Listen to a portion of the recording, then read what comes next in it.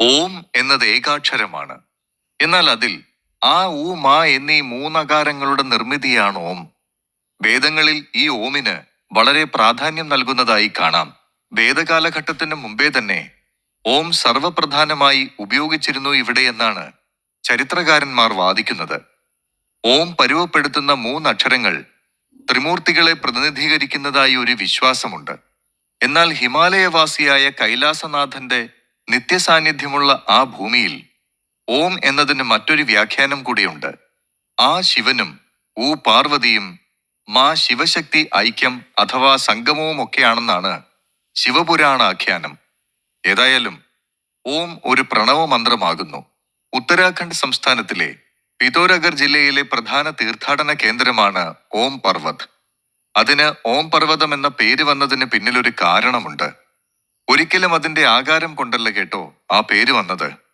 പിന്നെ എന്തുകൊണ്ടാണെന്നറിയാമോ? ഈ പർവ്വതത്തിന്റെ ഉച്ചിയിൽ ഓം എന്ന അക്ഷരത്തിന്റെ രൂപത്തിൽ മഞ്ഞു പതിഞ്ഞു കിടപ്പുണ്ടാവും. ദേവനാഗരി ലിപിയിലെ ഓം. ആ വ്യത്യസ്തത കൊണ്ടാണ് ഈ പർവ്വതത്തിന് ഇത്രയും പ്രാധാന്യം വന്നത്. കൈലാസം എന്ന ശിവസങ്കേതത്തിലേക്ക് പോകുന്നവർ ഓംകാര പൊരുളായി കണ്ട് ആരാധിക്കുന്ന ഭഗവാന്റെ മായയായി ഓം പർവ്വതത്തെ കാണുന്നു. ശിവനും നന്ദിയും തമ്മിലുള്ള ബന്ധം അഭേദ്യമാണെന്ന് തന്നെ പറയാം. ഏതൊരു ശിവക്ഷേത്രത്തിലും ശിവപ്രതിഷ്ഠയ്ക്ക് അഭിമുഖമായി നന്ദിയുടെ ശില്പമുണ്ടായിരിക്കും. നന്ദി ഒരു ദിവ്യ ഋഷഭമാണ്, എന്നുവച്ചാൽ കാള. നന്ദിക്ക് മനുഷ്യരൂപം സ്വീകരിക്കാനുള്ള ശക്തി ഉണ്ടായിരുന്നു. കാളയുടെ കർണങ്ങളും കൊമ്പുകളും മനുഷ്യരൂപം സ്വീകരിക്കുന്ന വേളയിലും നന്ദിയിൽ കാണപ്പെടുമെന്നാണ് ഐതിഹ്യം. ഭഗവാൻ ശിവന്റെ ഭൂതഗണങ്ങളിൽ പ്രധാനിയാണ് നന്ദി. ശിവപാർവതിമാർക്ക് ഏറെ പ്രിയപ്പെട്ടവൻ, പുത്രസമാനൻ തന്നെയായിരുന്നു എന്ന് പുരാണം. ശിവഭക്തനായ ശിലാദ മഹർഷിയാണ് നന്ദിയുടെ പിതാവെന്ന് കഥ. ഏതായാലും ശിവസാന്നിധ്യം ഉള്ളിടത്തെല്ലാം തന്നെ ശിവവാഹനവും ശിവഭക്തനുമായ നന്ദിയും ഉണ്ടായിരിക്കും. ശിവൻ ഉള്ളിടത്തെല്ലാം നന്ദി ഉണ്ടെന്നാണല്ലോ. അപ്പോൾ സ്വാഭാവികമായും ശിവൻ വസിക്കുന്നിടത്ത് നന്ദിയും വേണമല്ലോ. അതെ, നന്ദി കൈലാസത്തിന് സമീപത്തായി തന്നെ ഉണ്ടെന്നാണ് വിശ്വാസം. ശില പോലെ അനങ്ങാതെ അടിയുറച്ച്. അതാണ് നന്ദി പർവ്വതം. ആ പർവ്വതം പാർവതിയുടെയും ശിവന്റെയും വാഹനമായ നന്ദിയാണെന്ന് കാലങ്ങളായി വിശ്വസിക്കുന്നു. അതുകൊണ്ട് തന്നെ കൈലാസയാത്രികർ കണ്ടുവണങ്ങേണ്ട ഒന്നാണ് കൈലാസത്തിനരികിലുള്ള നന്ദി പർവ്വതം. നന്ദി പർവ്വതത്തെ പരിക്രമണം ചെയ്ത് നന്ദിയുടെ അനുവാദം വാങ്ങി വേണം കൈലാസ പരിക്രമണം ആരംഭിക്കാൻ എന്നാണ് ചിട്ട. ശിവക്ഷേത്രങ്ങളിൽ പ്രദക്ഷിണം വെക്കുന്നതിന് മുമ്പും നന്ദിയെ വണങ്ങി അനുവാദം വാങ്ങേണ്ടതാണത്രേ. നന്ദി സ്വയം പർവ്വതരൂപം സ്വീകരിച്ചതാണ് ആ പർവ്വതമെന്ന് പുരാണം. ഏതായാലും കാഴ്ചയിൽ അത് കണ്ടു പരിചയിച്ച നന്ദീശില്പം പോലെ തന്നെ.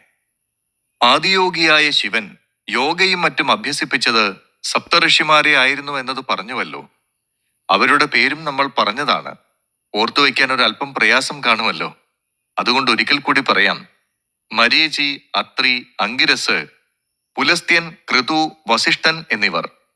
ഭഗവാൻ ശിവനിങ്കൽ ഇവർ ഭക്തഭാവത്തിലും ശിഷ്യഭാവത്തിലും കഴിഞ്ഞിട്ടുണ്ട്.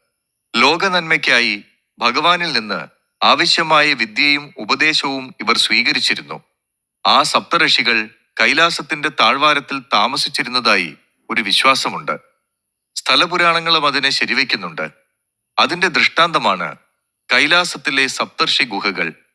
കൈലാസത്തിന്റെ ഗൂഢപ്രകൃതത്തെ സംരക്ഷിച്ചു പിടിക്കുന്ന പ്രകൃതിയുടെ ഒരു മനോഹരമായ സൃഷ്ടി തന്നെയാണ് സപ്തഋഷി ഗുഹകൾ. പൗരാണികതയുടെയും പുരാവൃത്തങ്ങളുടെയും കോട്ടമതിൽ പോലെയാണ് ആ ഗുഹയുടെ ഭിത്തികൾ. കാലത്തെ പുറകിലോ മുന്നിലോ ആക്കിയതെന്ന സംശയം ജനിപ്പിക്കുന്നവ. കൈലാസമാർഗത്തിലെ ഗുഹകളിൽ പലതിലും ആളുകൾ പാർക്കാറുണ്ട്. എന്നാൽ സപ്തഋഷി ഗുഹകൾ സന്ദർശിക്കാറേയുള്ളൂ, അതിൽ പാർക്കാറില്ല. അവിടെ ഇന്നും ആ സപ്തഋഷിമാരുടെ ആത്മചൈതന്യം നിറഞ്ഞു നിൽക്കുന്നതായി ഒരു വിശ്വാസമുണ്ട്. ആ വിശ്വാസം തന്നെയാണ് അവിടം സന്ദർശിച്ചു തൊഴുവാൻ വിശ്വാസികളെ പ്രേരിപ്പിക്കുന്നതും. സാഹസിക സഞ്ചാരികളെയും ചരിത്ര കുതുകികളെയും ജിയോളജിസ്റ്റുകളെയും ഒക്കെ അതിപുരാതനമായ ഈ സപ്തഋഷി ഗുഹകൾ സ്വാധീനിക്കുന്നുണ്ട്. ഗുഹാജീവിയായിരുന്ന ആ ജീവിതത്തിൽ നിന്ന് മനുഷ്യർ പഠിച്ച പാഠങ്ങൾ ഏറെയാണ്. ഇന്നത്തെ സാമൂഹിക ജീവിതത്തിന്റെ അസ്ഥിവാരം തന്നെ ഗുഹാജീവിതമായിരുന്നുവല്ലോ. ആത്മാവ്, അഗ്നി, ജലം, ശില, പ്രകൃതി, ആകാശം, വായു എന്നിവയെ സപ്തഋഷികൾ യഥാക്രമം പ്രതിനിധീകരിക്കുന്നതായി കണക്കാക്കുന്നു. 90 ഡിഗ്രി ലംബമായി കാണപ്പെടുന്ന പാതയിലൂടെ നടന്ന് ആ ഗുഹകളിൽ എത്തിച്ചേരുക എന്നത് ഒരിക്കലും ഒരു നിസ്സാര കാര്യമല്ല. വളരെ ക്ലേശകരമാണ് അങ്ങോട്ടേക്കുള്ള ട്രക്കിംഗ്. പൊതുവിലും കൈലാസയാത്ര തന്നെ കഠിനമാണ്. അതുപോലെ അതിന്റെ പല ഭാഗങ്ങളിലേക്കും കടന്നു ചെല്ലുക എന്നത് അതീവ പ്രയാസമുള്ളതും കായിക ശേഷി കൂടുതൽ വേണ്ടുന്ന, ട്രക്കിംഗ് നടത്തി പരിചയമുള്ളവർക്ക് മാത്രം സാധിക്കുന്നതുമായ കാര്യമാണ്. ഹിന്ദു പുരാണങ്ങളിലാണല്ലോ സപ്തഋഷികളെക്കുറിച്ചുള്ള കഥകളും പരാമർശങ്ങളും ഒക്കെ വരുന്നത്. ഇന്ന് ഈ ഗുഹകൾ പരിപാലിക്കുന്നത് ആരാണെന്നറിയാമോ? ടിബറ്റിൽ നിന്നുള്ള ബൗദ്ധരാണ്.